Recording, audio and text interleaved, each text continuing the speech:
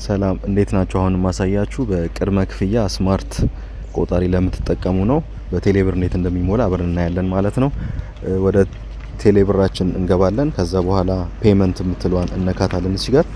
ከዛ እዚህ ጋር እንደምታዩት የኢትዮጵያ ኤሌክትሪክ አገልግሎት አፕሊኬሽን አለ። ሁለተኛውን ነው የምትነኩት፣ ይሄኛውን ማለት ነው። አፕዴትድ የሆነ ነው። ይሄኛው ከሌለ አፕዴትድ አይደለም ማለት ነው።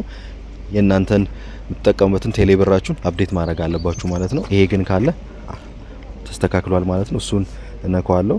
ከዛ በኋላ እዚህ ጋር ፖስት ፔድ እና ፕሪፔድ የሚል አለ። ፕሪፔድ የሚለውን እነካለሁ። ከዛ በኋላ የእናንተን ሴሪያል ነምበር እዚህ ጋር እናስገባለን ማለት ነው።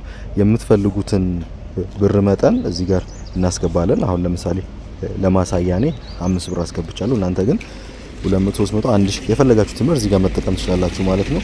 ከዛ ኔክስት እንላለን። እዚህ ጋር የሚመጣውን እናያለን። አሁን ላይ መረጃው የገባ ከሆነ የደንበኛው ስም ይኖራል። መረጃው ካልገባ ግን ሲሪያል ቁጥራቸው ነው የሚመጣው። ከዛ ኔክስት እንለዋለን። ከዛ የቴሌብር መክፈያችሁን ፒን ኮድ እናስገባለን።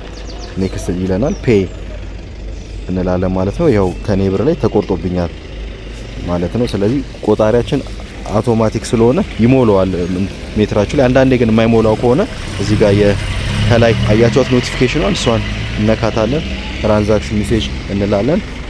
የገባውን እናያለን። ሪሲቱን እናየዋለን ብናየው ማለት ነው። እዚህ ጋር 20 ዲጂት ቁጥር ይልክላችኋል። በሜሴጃችሁ ላይም 20 ዲጂት ሜሴጅ ልኮላችኋል ማለት ነው። እዚህ ጋር እንደምታዩት 20 ዲጂት ቶከን ተልኮላችኋል። ስለዚህ እሱን ወደ ቆጣሪያችሁ በተላከላችሁ የከስተመር ኢንተርፌስ ዩኒት በኪፓዷ መሙላት ትችላላችሁ፣ መጠቀም ትችላላችሁ ማለት ነው።